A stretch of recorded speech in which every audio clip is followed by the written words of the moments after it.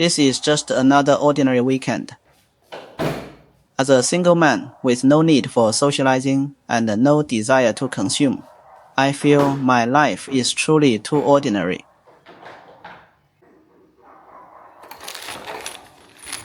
Even when making videos, I feel it's overly simple, as if there's nothing worth recording.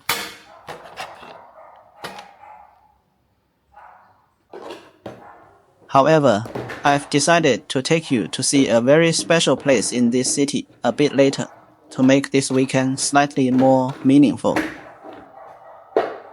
This time, we're not going to some modern mall or the city's CBD, but a place where ordinary people rely on to survive. But before heading out, I need to assemble this pet flight carrier first.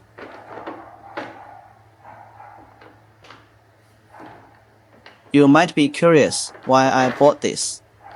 I have to tell you that next weekend, I will be living here.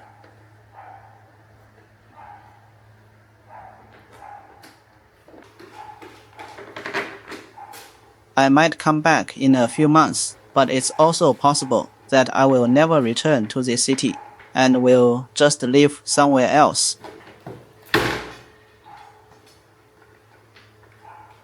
This uncertainty makes it impossible for me to take PP with me.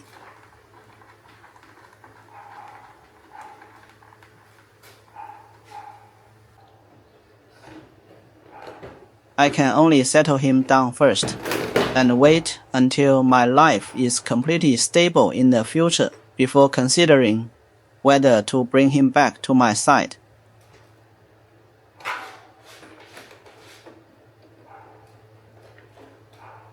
But don't worry everyone, I've already arranged a reliable place for this little cat. So I bought this carrier to make it convenient to send him off when the time comes. If you want to continue seeing content about PP, I will consider teaching his next owner how to shoot and edit videos, so you can keep seeing him. Please let me know your thoughts in the comments section. This carrier was very cheap. It only cost me 22 RMB, about $3.3 US. The assembly wasn't complicated either.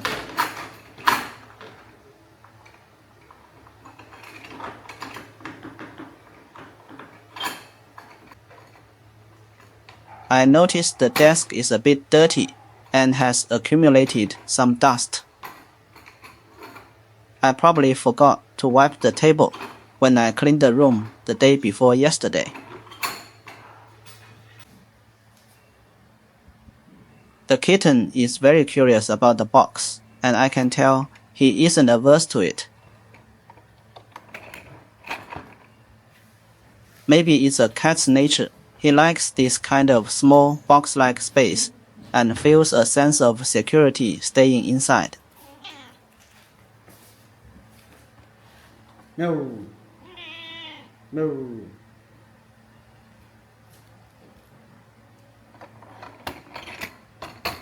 Huh?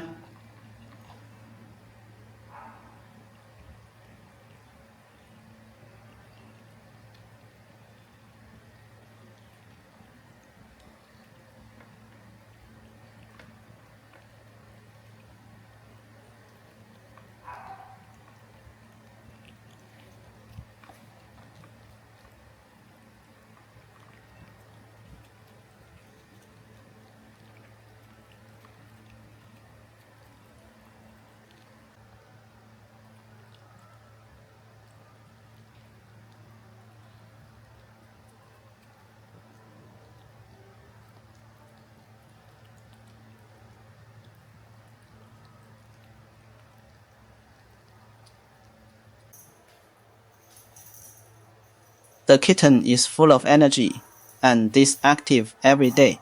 I have to play with him like this for an hour or two. Otherwise, he will keep harassing me, jumping on the desk while I'm working, batting at my hands and biting my feet.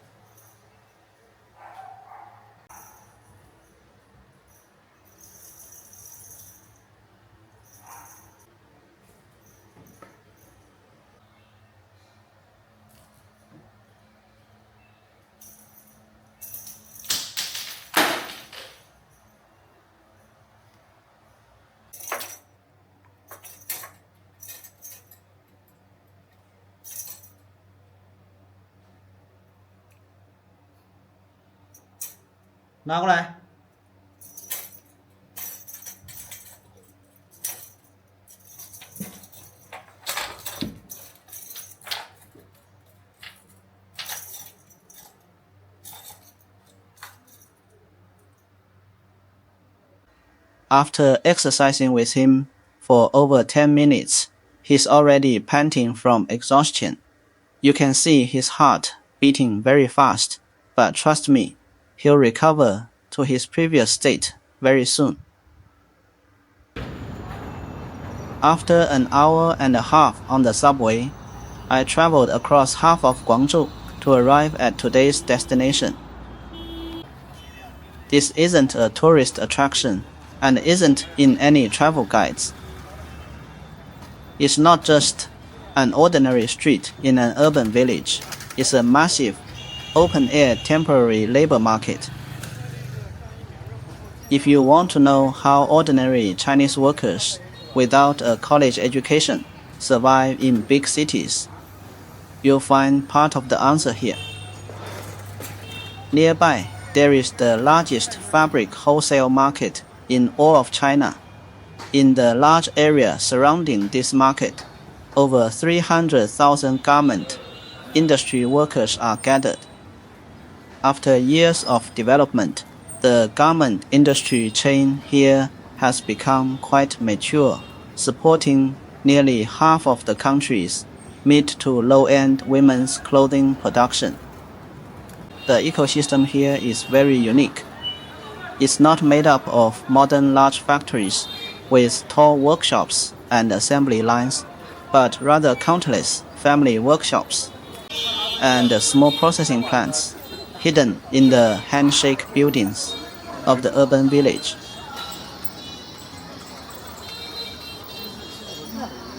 And the lifeline of these workshops is this street-side temporary labor market. This garment labor market is not a fixed location officially designated. It formed completely spontaneously, without any organization or management from official institutions. Yet, it is a gig worker hiring market famous nationwide. Tens of thousands of gig workers flow through the hiring square every day. Every morning and noon, both sides of this several hundred-meter-long street are filled with e-bikes and motorcycles. The owners of these vehicles are not delivery riders, but garment factory bosses or foremen. They hold up the clothing samples they need made in their hands or hang them on the handlebars of their e-bikes. A piece of paper is attached to each sample, noting today's process and piece rate. The piece rate is the most sensitive and core piece of information here. It fluctuates at any time based on the urgency of the order and the complexity of the process. Sometimes the price is one thing in the morning, and by the afternoon, it's a completely different story. The workers shuttle through the crowd, walking unhurriedly, carefully comparing piece rates and earnestly picking their preferred jobs. If they like a job, they just hop on the boss's e-bike and head to the workshop to work. This transaction is entirely based on a verbal agreement. You get paid in cash when the work is done. There are no contracts, and no one asks about your educational background. They only look at your craftsmanship and proficiency. What you see here is a completely different scene from hiring in formal talent markets or offices. There are no resumes, no interviews, and no HR. Everything is done on the street, looking at samples, checking the process, negotiating the price. If it works out, you get on the bike and leave. If not, you keep walking. This is the most primitive and direct labor market. The reason this ecosystem can exist is because in the early years, Guangzhou had an extremely large and cheap labor force with a massive number of young people from China's central and western regions coming here to find job opportunities. Garment making is manual labor, cutting, sewing, buttoning. You sit in front of a sewing machine for over 10 hours a day. Back then, countless people who came to Guangzhou to work and earn money used this skill to put down roots here and support their families. The wages here don't sound low. A skilled sewing machine operator can earn 500 to 600 RMB a day. The starting price is at least 400 RMB. And during peak times, the most skilled workers have even set records of earning over 1000 RMB in a single day. But this is a daily wage, not a monthly salary. There are no labor contracts, no social security or housing funds, and no paid leave. When there's work, you make a few $100 a day. When there's no work, you don't make a dime. Working overnight to rush orders in the peak season is commonplace, while in the off-season, you might go days without finding work or making money. This unstable life is not something everyone can endure. Moreover, 500 to 600 RMB a day is a rate only a few skilled hands can get. Most workers face the reality of working one day, resting 3, with a monthly income that might only be 2,000 to 3,000 RMB. One worker told me that slow workers can only earn 200 to 300 a day, and even skilled workers have to grind for over 10 hours just to touch the edge of 500.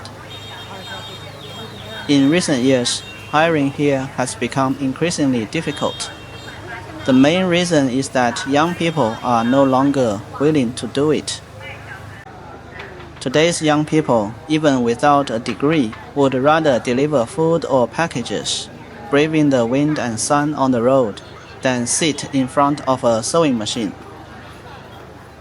To them, delivering food or packages, while tiring, is at least free and the income is visible. But in a garment factory, you are trapped in front of a machine, and your income relies entirely on enduring long hours and fast hand speed. For modern young people, this is a double suppression, both physically and psychologically. In their eyes, garment work is a matter for the previous generation, something my mom did in her era. Young people today want to do jobs that are a bit freer, even if that job is harder. Behind this is a shift in mindset. Money is important, but dignity and freedom are more important. A garment factory boss told me that the average age of frontline sewing workers has now exceeded 45. The master craftsmen born in the 1970s are gradually retiring, and there are very few young people willing to take over. This is a fault line that is actively occurring. Skilled workers are aging, but there aren't enough newcomers to fill the gap. Another reason for this phenomenon is that China's entire garment industry is migrating from Guangzhou to the central and western regions. As land, rent, and living costs continue to rise in coastal areas, many garment factories can no longer afford to stay. At the same time, China's central and western provinces such as Hunan, Hubei, Jiangxi, and Henan have offered many preferential policies and subsidies to develop their local economies, attracting these labor-intensive industries to set up factories there. For many skilled workers who have been struggling in this industry for over a decade, rather than enduring high rent and crowded urban villages in Guangzhou, it's better to go back to their hometowns. Working in a garment factory in their home county might pay a bit less than in Guangzhou, but the cost of living is extremely low. Most importantly, they can be with their families and no longer have to endure the pain of separation. This has formed a chain reaction. Orders follow the factories, factories follow the workers, and workers follow their homes. Guangzhou's garment industry is shrinking, but the clothing industry in the central and western regions is rising. Many of those who used to look for work on the streets of Guangzhou are now in workshops in their own hometowns, doing the same job, only the environment has changed, and their hearts are at peace. Therefore, a large amount of skilled labor is flowing back to their hometowns. What remains on this street are mostly older people who have grown accustomed to this piece-rate life, or those who, for whatever reason, cannot return to their hometowns and urgently need cash flow. Walking along this street, looking at the bosses holding up samples on both sides, and the workers with tired eyes still searching for opportunities, you feel a strong sense of detachment. On one hand, these are the capillaries at the very bottom of China's manufacturing industry, still beating tenaciously. On the other hand, it's like a slowly fading specimen of an era, appearing somewhat powerless in the tide of industrial upgrading and demographic changes. But this street still possesses an enduring vitality. At 8 a.m., the clattering sound of sewing machines has already begun. By 10 a.m., hiring for the day reaches its peak. Bosses stand by the roadside, holding up samples and calling out, while workers weave through the crowd, comparing prices. Although there are fewer orders than before, and fewer people too, as long as you come here, you can still feel a tenacious life force. These people left their hometowns, came to the big city, and look for opportunities on this dilapidated street. They aren't respectable, they aren't stable, but they haven't given up. This is the truest other side of China. A crowded street, hundreds of bosses looking for workers, and thousands of workers looking for a day's work. Together, they form this country's largest and most silent army of labor. In this rapidly turning era, everyone is being pushed forward. We are all using our own ways to try not to be left behind by this society. Do you see the various small factories on both sides of the street? This village is full of such family, workshop-style factories, covering every stage of garment making. Most of these workshops are very small in scale. A few tables, a few machines, and 3 to 5 workers make up a factory. The boss is usually the most skilled worker, taking orders, doing the work, and managing the staff all by themselves. There are several more villages like this in the city.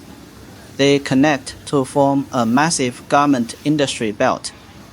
This industrial belt is like a giant underground factory hidden within urban villages, supporting a large portion of the supply for China's women's clothing market. It exists in this capillary-like form. It looks messy, crowded, and disorderly, but it is highly efficient and possesses immense vitality. bringing hope of survival to hundreds of thousands of ordinary workers.